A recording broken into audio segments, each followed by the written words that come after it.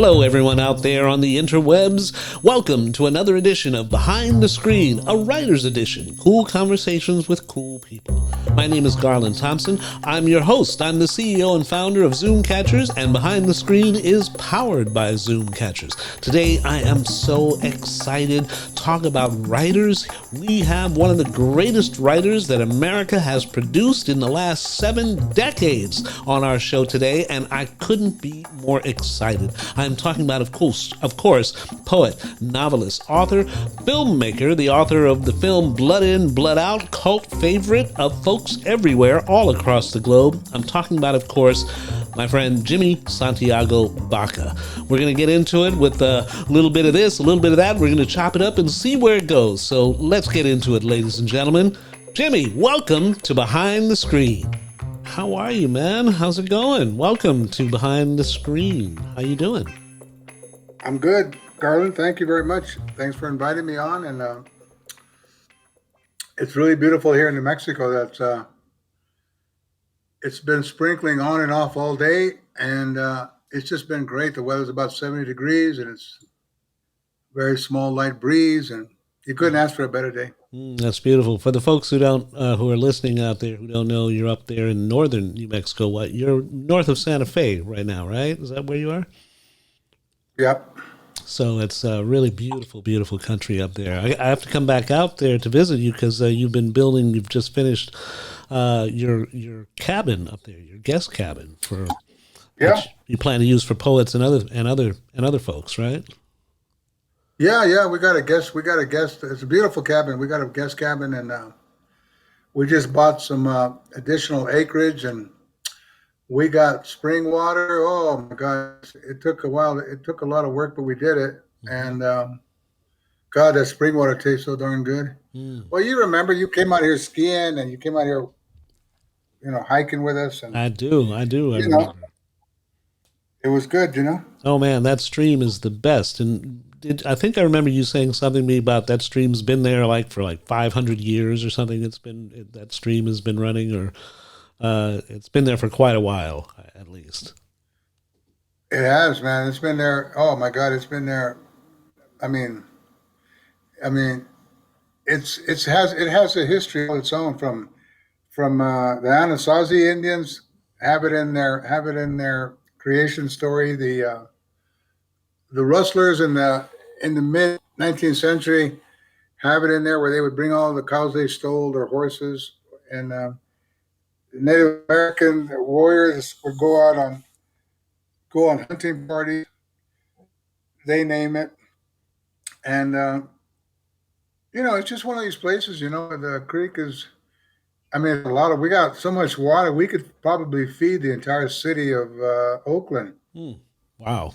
We got so much water. Yeah, the whole problem has been my well went out. Because the well went out because when we ran the spring water, we raised the water table because we let the water pour into the pasture and just left it there for a week. And there's so much water coming out of the springs that it raised the freaking water table, and all the sand came up with the water table, and it burned out the motor on the well. Oh man! So I'm reading that. I don't really look at the news, but time to time I hear about a drought, and I'm like, well, the drought is about a foreign word to me is Mandarin sweet chocolate or something. I don't know. Oh man, well, I'll tell you what, that's about all we're hearing about, just about between the virus and the drought. It's like, every other story is about the drought out here in California. We a lot of thirsty Californians that could use that water, but just as well. We've got to work out our own water issues, but I've tasted that water. It's very strange. Very good. Yes, that water is the best. I have tasted that water. I really do think that's probably the best water I've ever tasted in my whole life. It's very strange, this whole issue of water and climate change, environment, and the environmentalists. And, it's so strange. You get white people with a lot of money, and they're always the ones that somehow, some way, Uh, I don't understand how they think in those closed bubbles that they live in. Hmm. But they begin to. I guess power makes other people not agree with them. I mean, they could say that the moon issues out of their butthole, and everybody around them would say, "You're right, boss. You're right. The moon rises out of your butthole. It doesn't rise out of the sky. It comes out of you." And everybody would agree with that boss and be, "You're right." So this whole thing about I have this vision of these beautiful young brown and black and Native American and Asian kids coming out here to taste the water Hmm. and then being so enormously affected by it that they create a life Hmm. based upon giving that water to all the other people who would never even dream of such water. Hmm. I mean, could you imagine basing a life on giving pure, good, amazing water to people who have never had clean, pure, amazing water? It would be like St. John's baptism came true without all the bullshit religious stuff involved.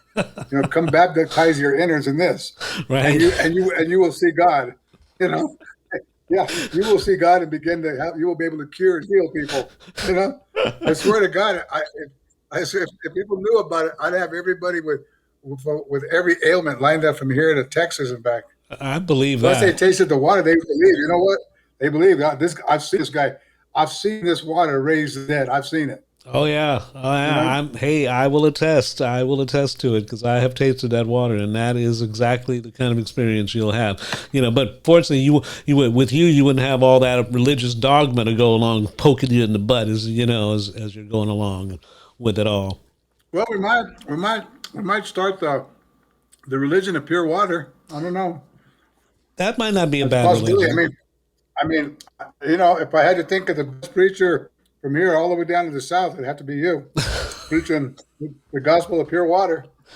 That's a gospel I could get behind. Pure water. You That's know, definitely a gospel I could get behind. I you mean, would think that Bezos, you would think that all these guys, these freaking idiots, have spent all this money clamoring about getting there. I mean, who wants a white ass on the moon? I mean, really? I mean, have we even asked anybody on the moon? You all want some white ass up here? I don't think so. Because look what those white asses did down there. You know? Uh, oh my God. not only that, I not only know. that, dude. There's nobody smells worse. Nobody smells worse than white rich man's butt. Nobody. oh Now, man. if you've gone into a room where a rich white man was sitting, you walk in there and it smells. I don't care where you're at in the world. You go on a jet, you go on a limousine, it smells. It's got that distinct antiseptic anesthesia or something smell to it that it ain't got nothing to do with life forms, you Ode, know? ode the rich guy, right? No, I ain't got ode. nothing against riches. I just think be a lot better spent if we could figure out how to move everybody out of toxic areas in society and move them out here where they can get help and start becoming leaders in our society Hmm. Hmm. instead of Boy, one man spending $75 billion just to get his jollies on. it's pretty amazing too. When you think about it, and all for about what 10 minutes. I think that's the most they had up there. 10 minutes of just flopping around, weightless, and then okay, then we're back down to earth. You notice that nobody invited a black man or a brown man. They invited everybody else, but not a black or a brown man. Yeah, yeah, right, right. That's why we got to They're like, keep. That's why we got to keep writing the story that where the black man and the brown man and the black woman and the brown woman are there. Keep writing that well, story. it would be a hell of a story to have I mean, literally, we have enough satellite power to be able to come close in on an image and just watch as Bezos is pushed out of his rocket. It'd be so cool to track his facial expressions as he's coming through space. we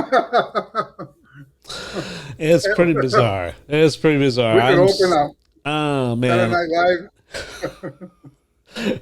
Anyway, tonight we're going to open Saturday Night Live with Bezos jumping out of his rocket. Live Some from say he was pushed. space. Some say he was pushed, but you know what? No, I think Jeff. Oh boy, oh I boy, oh thought he boy. thought he could fly.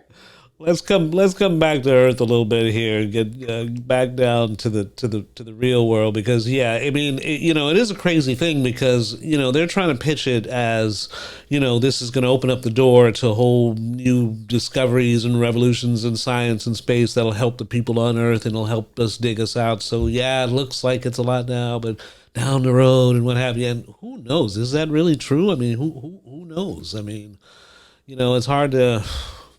Who You knows? know what? It was an ego thing, and they can try to reclassify it or re-explain it or re-describe it Hmm. a million different kind of philanthropic ways that they did it for the goodness of humanity, or they did it one step for man. Bull. Oh, that's all You're bullshit, not buying it. dude. It's based on sordid avarice. Sordid avarice. From the time that a kid can shit in his diapers, his mother's teaching him the value of money, Mm, not morality, not scruples. mm, He's hmm. teaching them like, look, we don't go to the black section, honey. We stay here, and you don't be crossing that bridge over there because that's where the bad brown people live. Mm, You stay here. From hmm. the they don't teach them how to integrate. They teach them how we got the money, we got the power, we name what is a good book. We got the book clubs, Hmm. we got the bookstores, we got the publishers. We're gonna create what we call culture, and it ain't gonna be about them. Hmm. Do Hmm. you see any streets named after these black brothers and sisters down here whose moms been taking the bus for 200 years? You don't see a street named after them. You see a street named after somebody that's never cleaned the toilet in their life. Hmm. Hmm. Yeah, that. Anyway, so that now we're getting into poetic stuff here. Yes, that's so true. So so true. I was thinking, I was thinking, because you've been in this dog, you've been in this fight for a long, long, long time. Decades now, and you've been fighting a good fight. And you've got over 30 books out there fighting this good fight. For us and for you and what have you. I mean, does it? Are you hopeful? Are you hopeful with all this craziness that's out there? I mean, are you? I mean, where are you at with all this? I'm a spectator to the circus, brother. Hmm. Um, look, you know, I've made movies, I've made money, I got fame, I got rich. I went to bed with different women for 5, 10, 20 years. I did all the drugs you could possibly do and more. I mean, they used to have to truck that cocaine in, man.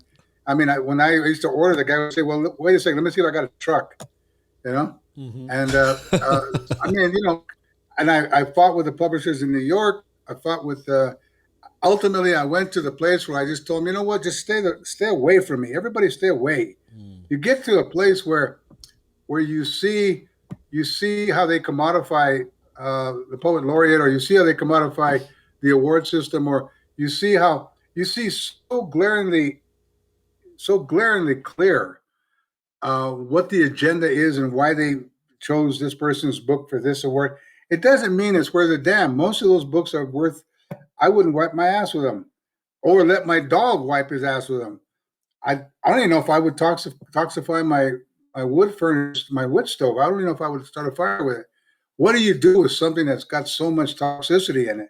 A system that's built on so much avarice and sordidness and beguilement and lies and betrayals. And what do you do with something? I mean, when you know the madness, when you just say one thing, this person has $7,200 billion, and these 75 million people each got 20 bucks.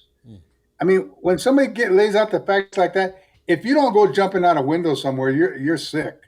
If you're like, okay, now how do I join this system? And the sad thing, the really, really, really sad thing about this is that they've created the system in such a way where it becomes numb to your needs, it becomes numb to the humanity, it becomes numb to your sensibilities, it becomes numb to the family, it becomes numb to education. And the only thing that makes this system run is make the rich richer and the poor poorer, and the ones in between dumber. You cannot give them the book that would enhance their intelligence. You have to give them books that allow them to follow. Let them follow. And don't you dare become an Ishmael Reed. Don't you dare give them books where you begin to criticize people.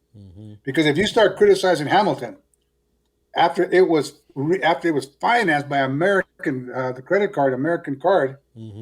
I mean, after the guy's father worked for the right-wing Republican people and passing all these horrible laws that didn't let people vote. If you start praising that as somebody, oh no, he didn't. Hamilton, all those people they didn't own slaves. Jefferson didn't own slaves. I don't think anybody. As a matter of fact, I think John Adams. I think he worked with the black people to free them, didn't he? I mean, I guess I don't know, because that's what Miranda was trying to push on stage, that all these people were helping black people free themselves. Dude, that's like saying all the meth dealers belong in Rome with the Pope. Come on. I mean, dude, what is? And then you go to poetry, you go to the realm of poetry. Oh my God.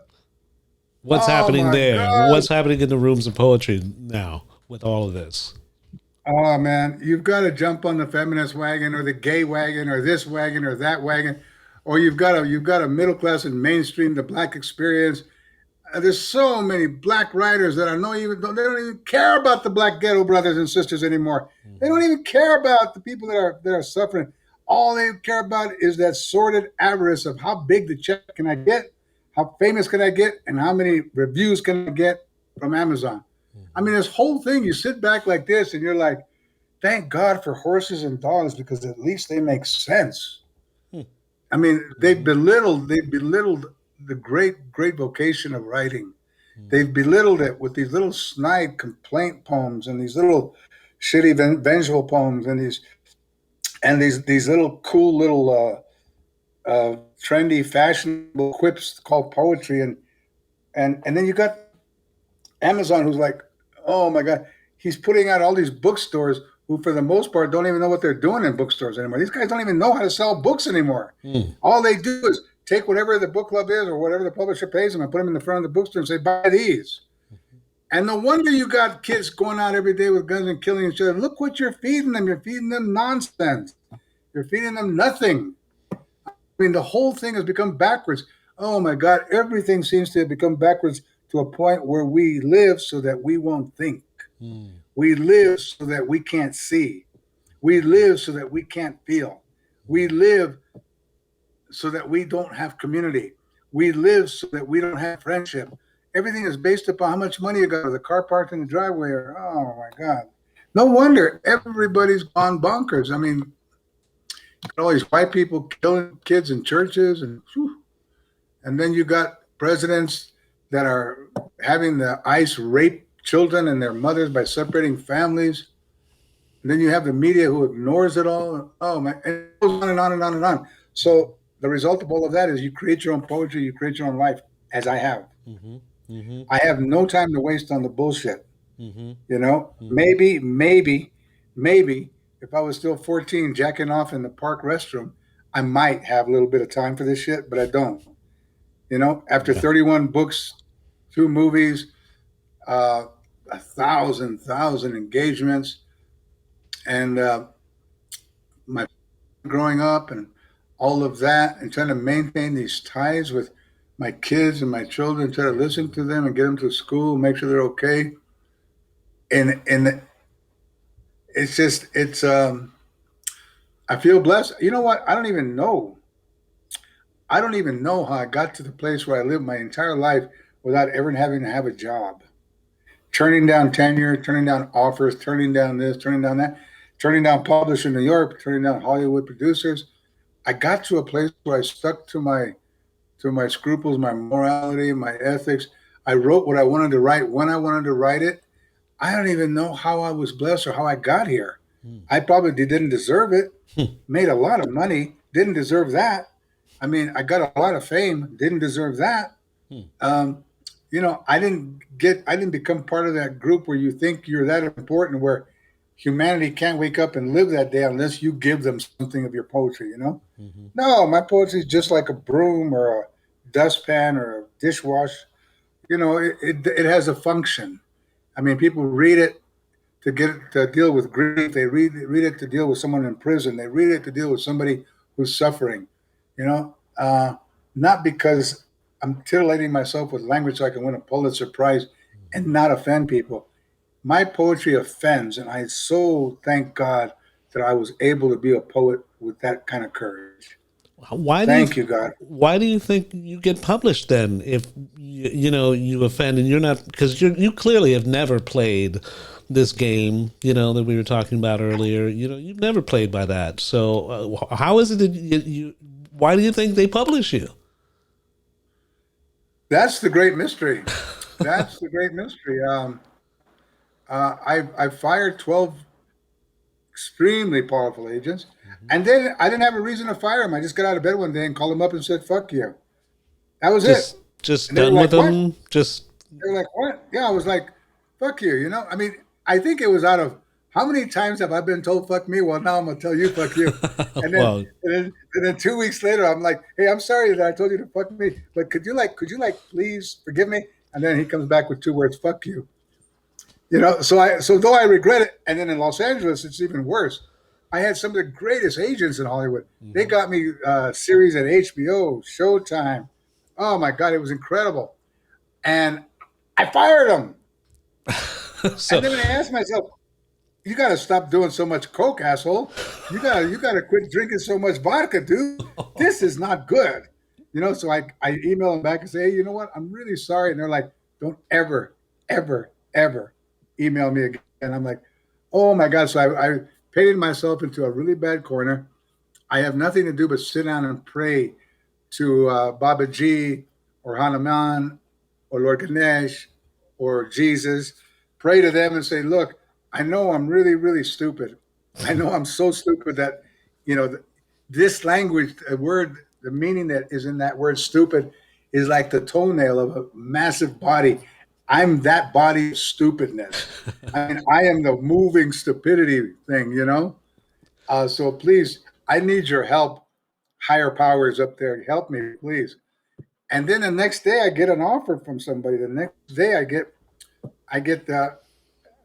I mean, no one's worth it, but I get offered the next day. "We want to pay you 30 grand to come out here for a few days." Okay. Wow, nobody's worth 30 grand. Or, "Oh, we'll give you six-figure advance if you write us this book." And I sit down and the whole thing is maddening because on that you have me like that, Mhm.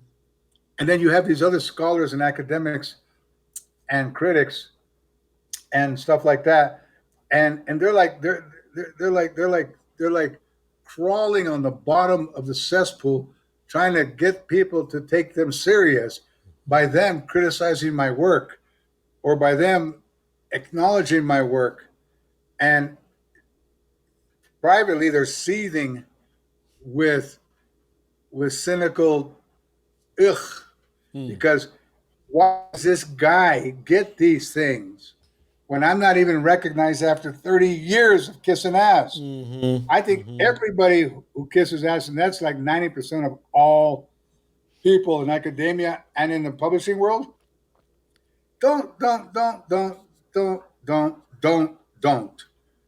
think for a second you get somewhere without kissing ass. Mm. You're born with lips that are fireproof, bulletproof, you know, knife proof, because they're going to have to do an awful lot of ass kissing, right?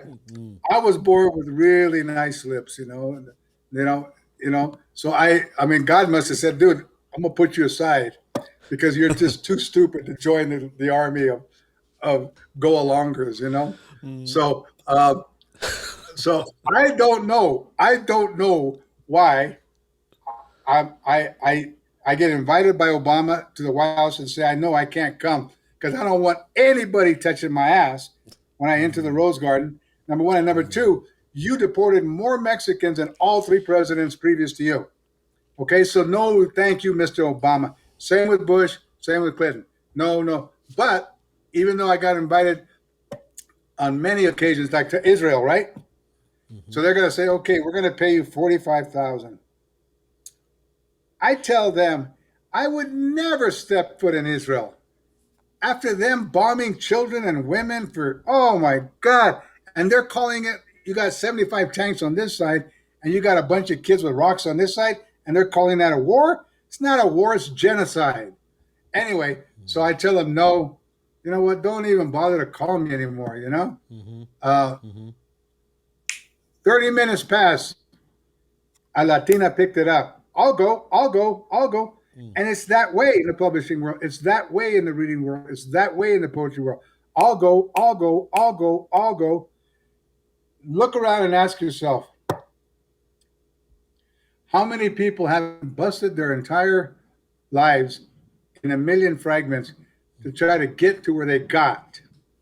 Poet laureates, for instance. We recently had a Chicano as one. Do you know that that guy devoted his entire life to get to that place? And as soon as they let him go, you don't even hear from him anymore.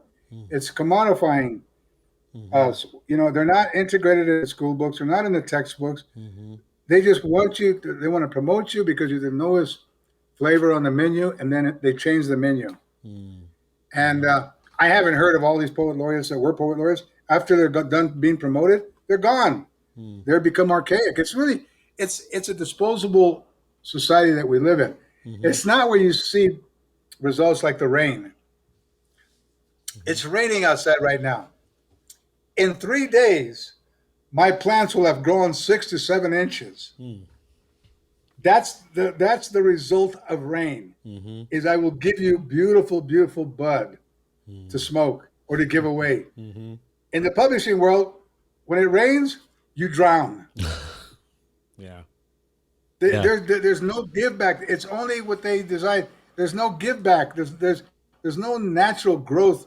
There's no metabolic integration into the spirit and emotion and mental aspects of who we are that make us human. Where something beautiful is resulted from that relationship. The relationship you have to the business world of publishing always results in how much money can I get from them before they dump me? Mm-hmm. And you ask me the question, well, why hasn't that happened to me? And the only way I can answer that is I'm blessed. I got blessed. I'm not smarter. Mm-hmm. I'm not a better writer. I don't know how to network. I don't go out of my way to please people. On and on and on and on. And I guess they see something in my work, that tells them I love them, or I don't know. Well, clearly, whether the publishers, those making the decisions, may roll with your politics or not, they clearly see some inherent economic value because there are lots of people out there who love your books, who love your poetry, who love your writing. And I'll have to take actually issue with you a little bit because you say you're not a good writer. I don't believe that. I think you are a very good writer. I think you're one of the best writers that this country has produced in the last, your lifetime, right? So in the last 6, 7 decades, I think you're one of the best that's out there. And I think that is undeniable. And that to me is why people keep publishing you, from large publishers to mid-sized to small publishers. I mean, because you run the gamut. You're not just up there with a random house and that's all who's publishing you and what have you. You're also with small local presses. You're with university presses too. So there's a lot of work, and and I understand. It's I can. It's funny because you mentioned the academics, and their situation, their feelings about your work and your writing. And to me, it's reminds me a little bit of the movie Amadeus, even though we know the story isn't really true, but it's this setup, a story where you've got Salieri, who's been the king's piano dude, the king's composer and all that. He's been busting his butt, like you say, kissing ass for 30 years. And then here's this upstart Mozart, who's just running around, getting crazy and just no respect for any decorum or anything, says what he wants to. He's doing his version of cocaine and running around getting drunk. But yet, everybody loves him. Everybody wants to see his work. And there's that, you know what I mean? There is that Salieri was like, it drove him mad. Made him want to kill the guy. Rather than attend to the real issues of black, poor people in America, they go to Africa so that they can get upper middle class Ghanaians, upper middle class black writers that become publishers put so much money behind, they become bestsellers. Despite that, these African writers are very, very good. Mm-hmm. But take, for instance, Hunter Thompson. Oscar Acosta, who taught that white boy how to write, was a much better writer than he was. And Hunter stole all of the information from Oscar, and it was okay with the Rolling Stones and it was okay with the publishing world because Hunter Thompson represented the white renegade side of white people. You know, here's a oh, this Hunter, whoa, he shoots his TV with a gun, whoa, he does this and does that. Oscar Acosta uh, pretty much took care of Hunter, put him under his wing like his little kid, and was a better writer than he was. But when he took off and came back, he found out that Hunter had written all these things about him and not given him a bit of credit. Now that's the avarice I speak of. Now, if you go to Ginsburg, now you have to ask yourself, why didn't Rolling Stone publish all of Oscar? Why didn't Oscar get all these publishing contracts? Because he wasn't white in the story. He didn't fall into that racist policy that most publishers abide by. Ginsburg, if you had a black gay dude, you know what? I love getting it up my ass. I love going down on a dude. Do you realize they would probably put that black dude in prison? Ginsburg, my God, he became the saint. He got to Naropa. Oh, all these Buddhas are coming to see me now. Boy, the Jewish front put everything behind that boy. And then he went on to sell millions and millions of dollars because he was gay. I mean, and what about all the other gay people living in San Francisco that were writers? Nothing. You had to fall into this category where the publishers could explain in civilized terms to mainstream America. I mean, do you realize how many people were bohemians and traveled and wrote in notebooks and did books like Kerouac, and yet not any of them even got published because publishers needed somebody who was acceptable to mainstream, to Father Knows Best, to Lassie, to the Rifleman, to So and then you have some amazing, beautiful, amazing man like Ishmael Reed come out and begin to question all of that, and everybody tried to bulldog him and jump him in groups like hyenas or jackals, and the man just laid down his hoodoo on him. Man, he just started speaking to him and made all the jackals lay down. And he walked amongst the hyenas and blessed each one with a poem. And the hyenas went off into the safari lands, It was beautiful the way this guy did it. Sometimes like Sonia Sanchez, like Joan Didion, you'll have a lot of those great, great writers come out and tell the truth in a way that cancels out and neutralizes mainstream publishing anger. Despite what the New York people publish so that they can get movie deals done or get book clubs and all the other garbage that goes with it. Today, when you have poets and authors sit around, it's no longer like it used to be where poets talked about poetry. It's what award did you win? Oh, I heard you got nice money on that one. Oh, did you visit it? Let me call up so-and-so. I'll get you to visit so-and-so, but you got to get so-and-so to get my book published at that university. It's everything and but, as if it was some sort of corporate ladder that you have to climb in order to get the attention of the Pulitzer Committee to say, oh my God, he's a poet and he translated stuff. He's also an archaeologist and he's white. And have you seen him? He smiles like a little lamb. He's not going to say anything to disturb to disturb the sleep of the public. He won't rock the boat. This we got to call great poetry. Or how about a woman who talks like, oh, dude, I want you to just do me. All sexual stuff, right? Oh, my God, we got to publish her because all the white professors are really getting horny over this book. You got a lot of white horny professors out there, dude. I mean, a lot of them. They live at home with the wife who hates them. They got to get to class with all these gorgeous young women in class and then go home back to a woman that hates them. So, I mean, come on, wouldn't you publish somebody you could get her to come to your class that's like hot? I mean, come on. I mean, there's certain inalienable laws to nature that will never change. And one of them is that men like attractive women. And, I could go on and on that. But anyway, you get the we get the point. So, okay, so in your estimation, though, has the situation hasn't budged an inch? It hasn't changed an inch? I mean, there has to have been some change in the since Kerouac, since Ginsburg came out in the 50s and 60s, I mean, right? Is it no? or is it no? It changed enormously. Hmm. But it's like the Underground Railroad for the blacks coming north from the south. Mm-hmm. It's happening right before our eyes, but because it's not being publicized, We nobody don't. knows. Nobody. If it's not put on social media, it doesn't exist. But That's yes, there something. are millions and millions and millions of people that I personally have relationships with in poetry, dozens and dozens and dozens of young men and women that I'm working with to get their books published. To edit, I find editors, I get translators, I find ghostwriters. There's an endless army of people, not just young, but all ages, Hmm. who take poetry serious, who are really doing some great work, but who just don't have their names in social media because they don't want to. They don't want to join the confetti parade. Hmm. They don't want to join, the parade of, you know, Star Spangled Banner every day. I mean, the rockets. I can't stand Fourth of July. Number one, because it's such a farce. It's such a lie. And number two, it scares dogs. I mean, who wants to sit around, especially all these vets who are suffering from PTSD, Hmm. and listen to the loud booms that sound like gunfire all night, Hmm. and call that Hmm. like woohoo? Oh, you Hmm. get these stupid white people that have never read a book in their life. They're like, yeah, this is patriotic expression.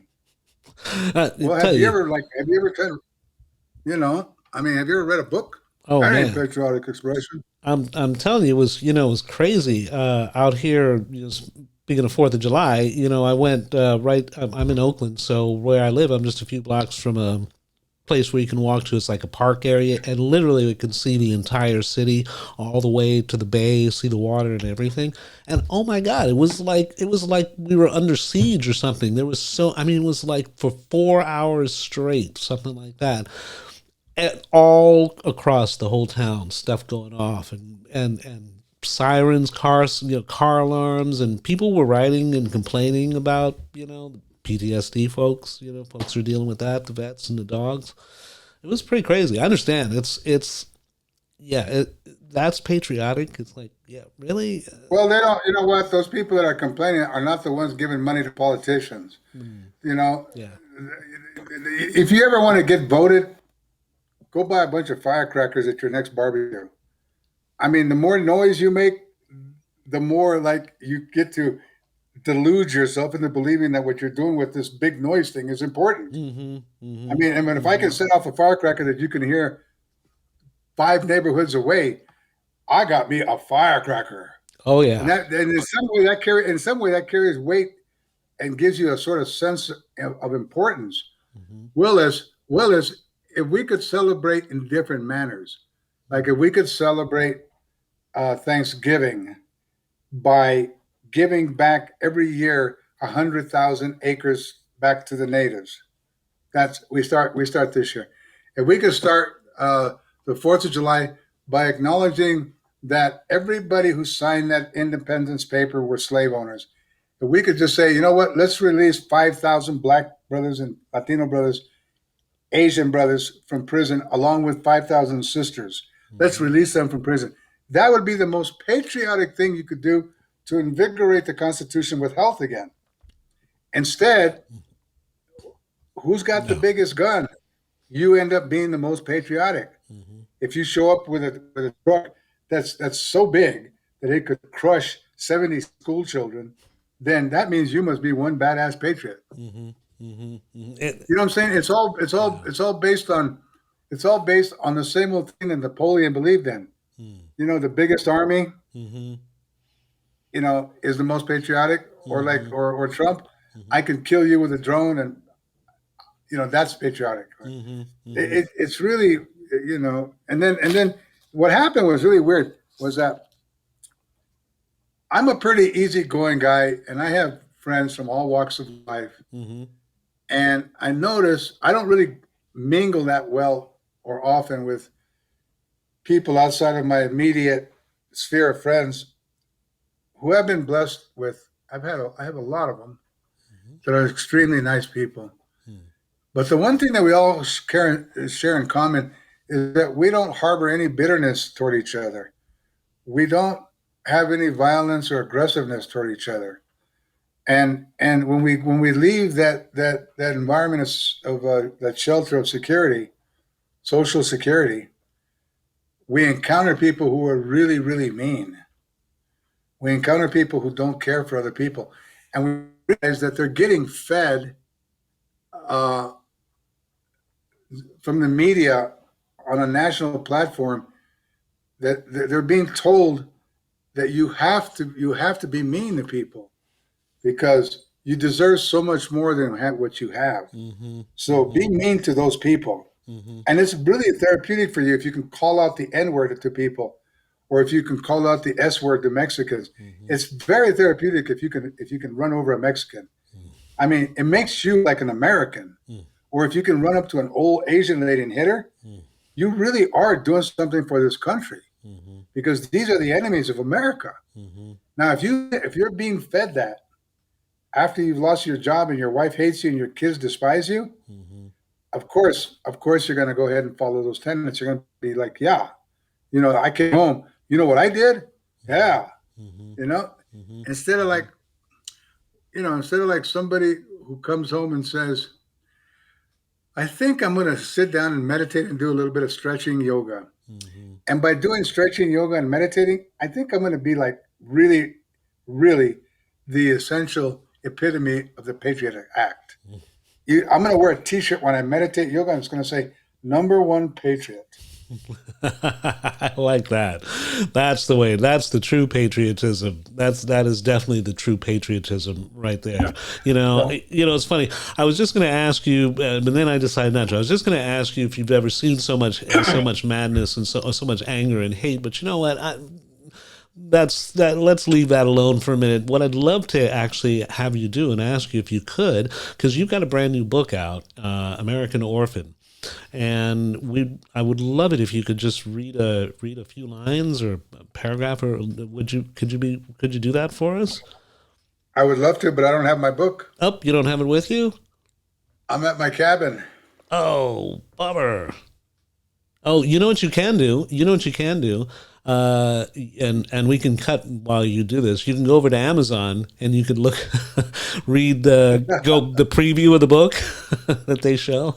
Hey, hold on. Let me look at this other library. See if I got something there. All right, I'm going to put us on I don't know. pause. I I'll may put have us on something pause. Okay, let's hear some poems then, since we don't have American Orphan. And yeah, American Orphan. By the way, for any of your listeners, um, I really I urge them to get it because it's an important book. One of the beautiful things about when you take your time about writing and take it serious, and not just for money or fame or what have you, but when you really really engage your life into the work that you're working on, um, um, it should enrage and it should discomfort and it should bring joy and it should bring awe. And in American Orphan, I've gotten tremendous, tremendous reviews from people who were truly moved by it. And then I've got other ones who were enraged that I would write about adolescents who had lived in youth authority environments. They were like, "Why did you write about this? These kids are not going to read this book. You could have spent your time writing about." There's a sector of academia that believes uh, reading should only be the privilege of those people who are who are who are upper middle class and stuff like that. But I don't believe in that myself. That's But insane. I'll just say well, that right I out. have That's I have insane. I just read a review from one guy who said he said, "Why would you write about kids in youth authority uh, when they will never appreciate a book?" I mean, he was defending censoring them all from reading or literature. And I did the same thing you just did. I was like, what? It's like, first of all, how But do you? it just keeps surprising you, you know? Oh my God. It's like, first of all, I want to say, well, excuse me, but how do you know what's going to happen in anybody's life other than your own? And you probably don't even know what's going to happen in your own damn life. So who the hell are you to say, it's like, hold on, don't get me started. I, Oh, I'll, there's some serious reactionaries out there, buddy. I'll go off on some folks for you, man. Just point me in the As right you know. direction. I'll go off on them. I know you will. That's why I don't point. Don't be messing with my boy here, because he's talking truth. Don't mess with the No, truth, I know man. you will. I know you will. That's why I don't point because I know you'll. Yeah, I know you will. I know you'll go out there and stand in the corner and say, "Hey, I'll you're be not like, stepping on my I'll corner be, anymore." I'll be like Walter Mosley's mouse, right? He's like, just tell me, well, who you want, boss? Who you want, man? Who got to go, boss? That's funny. Okay, I'm going to read you. And guess what? You're going to get to hear this in English and Spanish. Ah, love it, love it. Go for it. Okay, here goes. I'm going to read you about. Okay, I'll read you two of them. This is number 6. It's from a book of mine called Black Mesa Poems, I think. This was an anthology in Mexico City that they did. Okay, 6. Okay, I'll read you a little bit. In education, learned by laughing. When a world raises its fist angrily, squeezing life out of you, learn to accept dark cells like a businessman buys new shirts, and heartbreaks like a banker's tally sheet, adding up the golden coins, making me a rich man in misery. And education, learned by seeing beautiful women destroyed by a beautiful world, seeing men coping with hate come out of dirty and drowned, and I've come out dirty and half drowned, belly up, empty eyed, staring bleakly into the blank future. And education, I've seen more of myself in sadness and lost myself happily in other people's arms. Unwillingly, I've set no pace nor goal. And the longer I stay in one place, the more I see. My eyes are like a woman's womb, never knowing what child I shall bear and bring forth. In seeing what I see, nourishing it with hope and faith, or will the scar be my birthmark into this world? For scars have been my hidden face and soul strength for a long time now. Education. My trade is living, learning, sharing meals and time with friends, is asking how I'll make it tomorrow, how I'm going to pay the bills in December, is enjoying my friend's smile just for a moment before she has to worry about her child, is making the world a classroom and books, his eyes, and the teacher's voice. Yes, the teacher's voice for the child, a new dawn. So that's English. Let me read you one in Spanish. 6. Un aprendizaje de adquirido mediante la risa, ante un mundo que levanta su puño iracundo y te va experimentando la vida. Adquirido al aceptar salidas oscuras como un comerciante compra camisas nuevas y corazones rotos como las sumas de un banquero que acumula monedas de oro y me convierte en un hombre prospero. Anyway, so the poem goes on. Okay, see how beautiful the language is, the Spanish? Now, Gorgeous. yeah, I love that Spanish, I'll tell you. Okay, now here's one last one.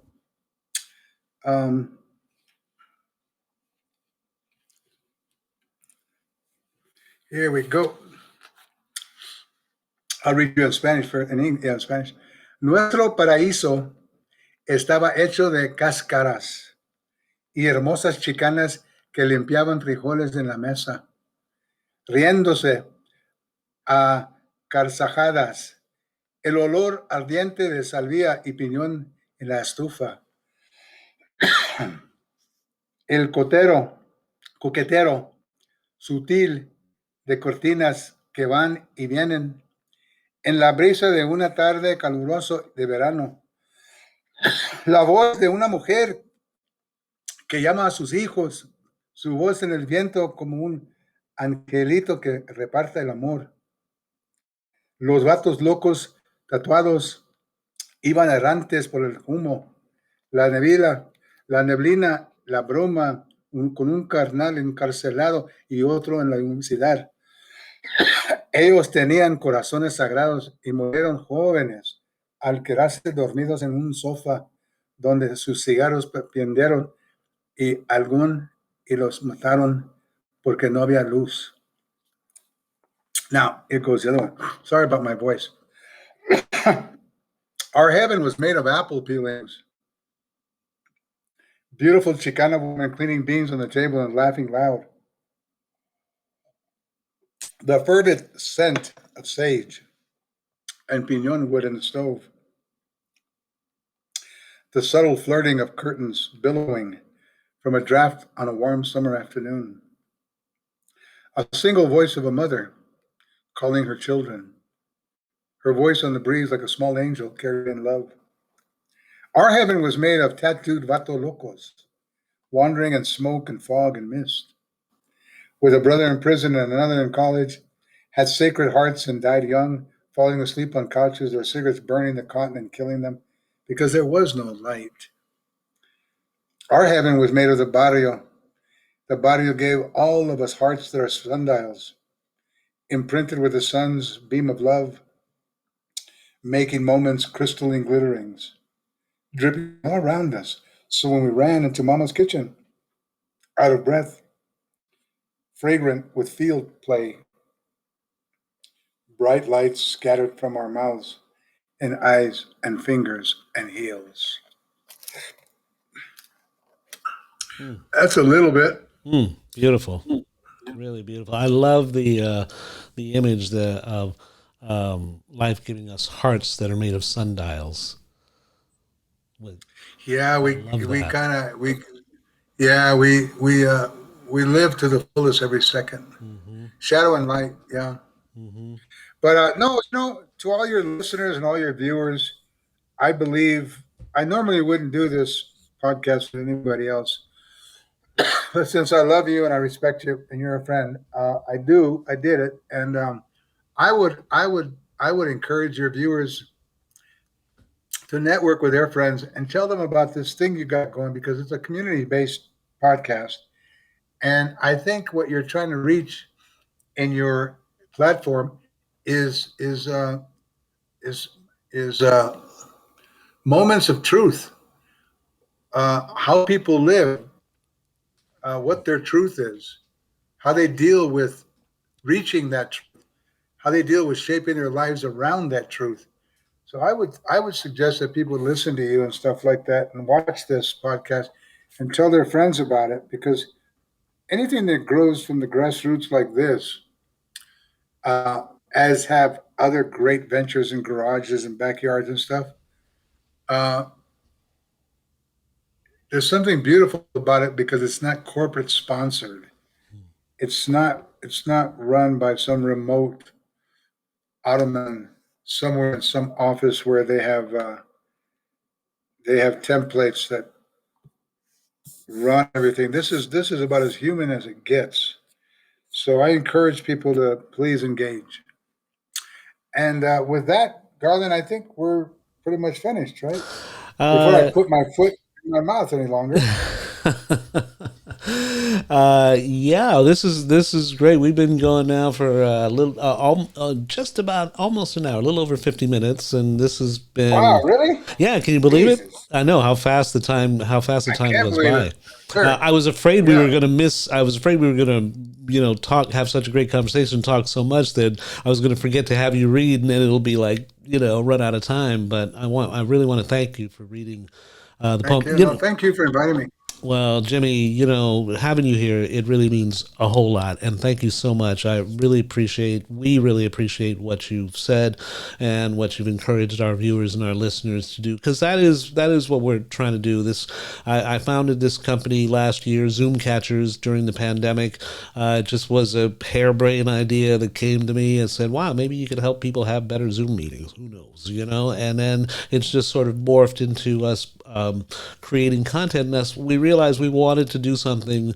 My team, myself, we wanted to do something more. We felt we wanted to create some content that would allow cool people to be heard, people who aren't being heard as much as they ought to be. to be heard and for stuff to get out there. And you're right, it is not corporate sponsored. We are a business, but it's not corporate sponsored. It's just it's a handful of people putting this together, a great team. And Donate. Now listen, one of the things that one of the watchwords that you have to look out for. Anytime you have somebody on, you have to analyze their opinions based upon who's paying them their check. So whoever's paying them their check, does that person's opine to support the institution, the status quo, or is that institution supporting the person because that institution is looking for new ways to treat people? And then you have really powerful speakers if it's the latter. If it's the latter, you have people at Howard University speaking their minds because the university is going to back them up. But if you have somebody at Harvard or Yale, they're going to be so tight-ass that the only thing they're going to do is repeat what the directors of their department want them to repeat. So we're really tired of that, Garland. We're so tired of the how important is this guy because he teaches at Berkeley. Right. You want to puke, right? Right. And I can't afford to buy a new computer because I was puking so much. I just had to But you want to get people on who, if they have their own personal opinion, it's back because the institution is saying, you know what, we're behind you on this. You're not going to embarrass me by supporting Black Lives Matter. You're not going to embarrass me by criticizing this. Go for it. We're behind you. We're going to give you total academic freedom. Unfortunately for the Chicanos in my world, there are so many that have given their heart to the company that almost anything they say, it's like, oh my God, it's the same old postcard bullshit. Give us something different besides voting for Hillary Clinton. Come on. But anyway. Yeah, that's a tough one. And I like Hillary. Yeah, it's tough. Yeah. No, you're right. That is a tough one, man, because you see that and I guess you can understand why, rationalize why people made the decisions they make, but still, yeah, man, that's hard. But listen to this, guy. You may offend people, but it's you offending them. True. It's your opinion offending them, and that's beautiful in a world where people are so terrified of offending someone because it may lose their job. So you would rather endure poverty and have your opinion than be rich and mimic the puppets. So to that, I bow out and say, I honor you, my brother. Thank you, Jimmy. You are awesome. We honor you as well. I honor you as well. Thank you so much, Jimmy, for being here and for sharing your work with us. And keep doing what you're doing. People, get that book, American Orphan. It's an incredible book. You want to get it and read it. It's either going to piss you off or put you in heaven, in literary heaven. So, or somewhere in between. So, but get that book and support it. I'm dying to get my copy. So, Jimmy, thanks a lot. We'll talk to you next time, man. Thanks a lot. Have a great night. Peace. Okay, bye. Well, that does it for another edition of Behind the Screen, a writer's edition. Today featuring poet, novelist, author, and filmmaker Jimmy Santiago Baca. Thanks for joining us today, Jimmy. My name is Garland Thompson. I'm host and CEO and founder of Zoomcatchers, Behind the Screen. A writer's edition is powered by Zoomcatchers, and I'd also like to say thanks to the whole Zoomcatchers team, without whom this whole podcast would not be possible. I'm, of course, talking about Shayla Zamora, Natalie Jamavan, Julie Kim, Lily Forrester, Catherine Cross, and our executive director and producer, Kimberly Gunn. They are a marvelous team that anybody would be so honored to work with, and that I am so honored to work with them. Thanks, everyone. We'll be back with another edition soon. If you like what you heard today, give us a subscribe. If you liked us, give us a like and then subscribe. That's the way you're supposed to do it, or the other way around. Whichever you like, do whichever one you like first. Subscribe and then like, then subscribe, whatever. And also, don't forget to do what Jimmy said, which is share this podcast. Tell your friends about it. Share the link. Send it all over the world. Send it to your family and other parts of the globe. Get the word out there. We'll be back with more Behind the Screen, a writer's edition, cool conversations with cool people. Until then, ladies and gentlemen, you have yourselves a great time. Stay safe out there, and remember, always be love.